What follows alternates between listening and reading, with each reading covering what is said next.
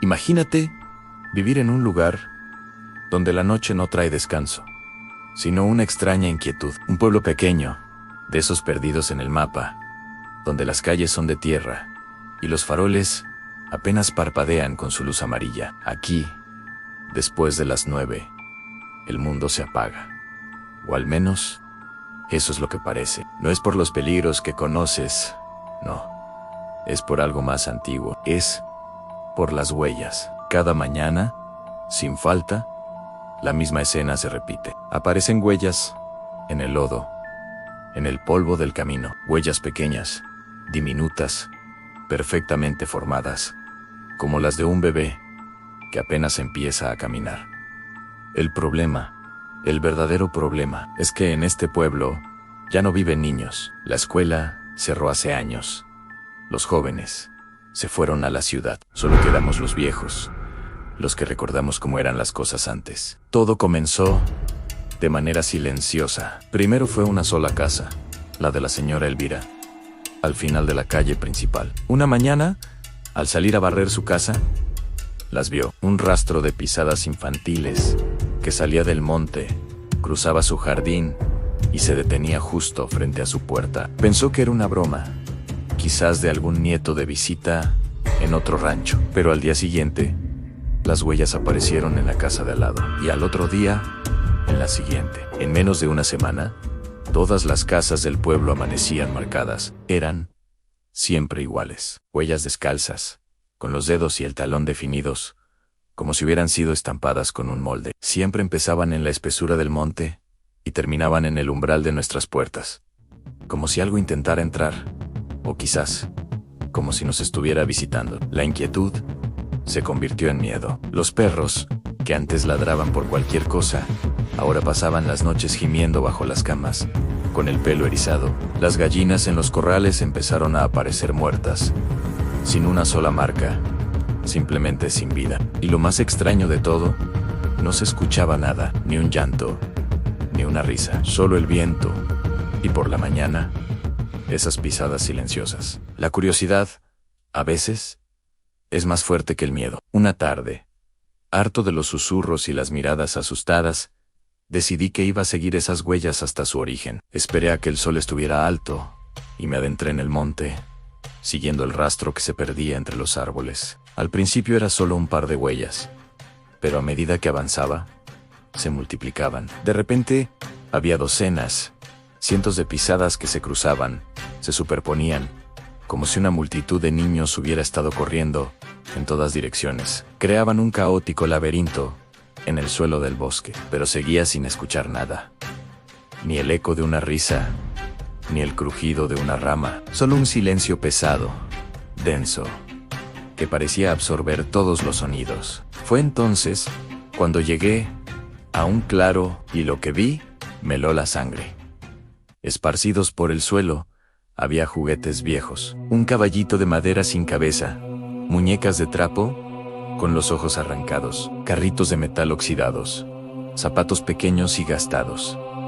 Parecía el patio de recreo de un orfanato abandonado. ¿Quién había traído todo esto hasta aquí?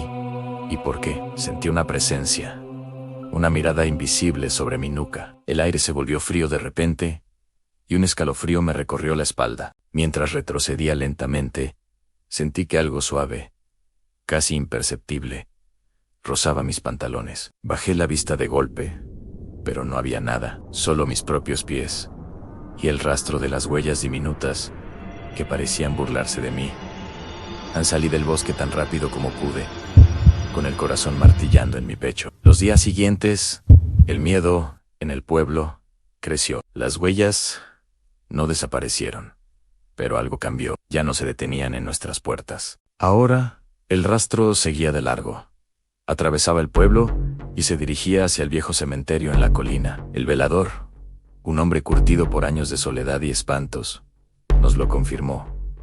Las huellas entraban por la reja principal y no salían. Se perdían entre las lápidas. Con un grupo de hombres, fuimos a investigar, y lo que encontramos fue aún más perturbador. Las huellas se detenían, una y otra vez, frente a las tumbas más antiguas del cementerio. Tumbas pequeñas, olvidadas, cubiertas de musgo. Las tumbas de niños que habían muerto hacía más de un siglo. Algunas de las lápidas estaban movidas. La tierra sobre otras parecía removida, hundida, como si algo hubiera intentado salir o entrar. El velador nos confesó con voz temblorosa que por las madrugadas, cuando el silencio es absoluto, a veces escucha risas bajitas, juguetonas, como niños jugando a las escondidas entre las tumbas frías de piedra. Pero la verdadera pesadilla estaba por comenzar para mi familia. Una noche, el terror golpeó la puerta del rancho de mi abuelo. Despertamos con los aullidos desesperados de los perros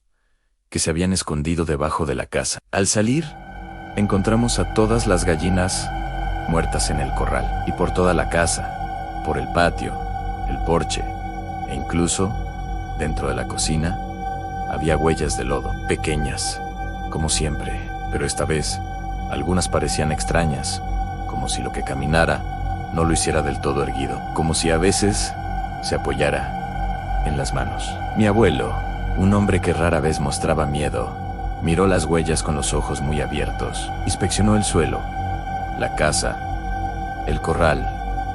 Luego, se detuvo en medio de la sala. El piso de madera era viejo y crujía con cada paso. Pero en ese momento, escuchamos algo más, un golpeteo rítmico, insistente, que venía de abajo. Algo golpeaba la madera desde el sótano. Mi abuelo se acercó, puso una mano en el suelo y se quedó escuchando. Luego me miró con una seriedad que nunca le había visto y dijo una frase que se me grabó a fuego en la memoria: no son niños, nunca lo fueron, son duendes del monte, los antiguos. Si te siguen, te pierdes para siempre. Esa noche fue la más larga de mi vida. Me encerré en mi cuarto, trabé la puerta y dormí con una linterna encendida en la mano, apuntando hacia la oscuridad. El sueño era imposible. Cada crujido de la casa, cada silbido del viento, me hacía saltar. El reloj de la sala marcaba las horas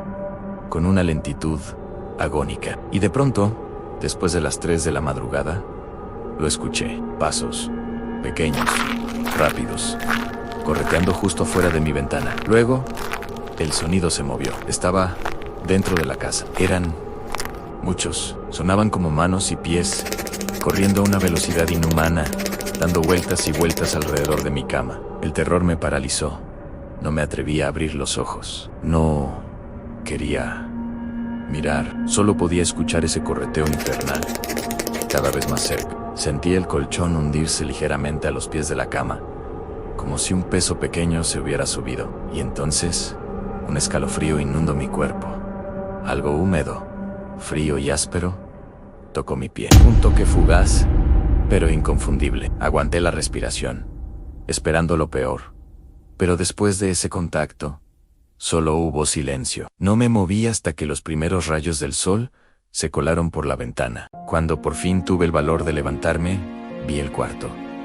Había lodo por todas partes y huellas, un rastro de huellas diminutas que serpenteaban por el suelo de madera, pero no venían de la puerta ni de la ventana. El rastro empezaba justo al lado de mi cama. No venían de afuera, venían de adentro. Desde esa noche, en este pueblo ya nadie se atreve a salir después del anochecer. Las calles quedan desiertas y las puertas se cierran con doble cerrojo, porque sabemos que si en la quietud de la madrugada escuchas pasos pequeños corriendo detrás de tu casa, ya es demasiado tarde. Ellos no están afuera, ya están dentro de tu hogar. Si te gustan estas historias que acechan en la oscuridad, suscríbete a Bestiario Oculto para descubrir más leyendas que no te dejarán dormir. Gracias por escuchar. Hasta la próxima.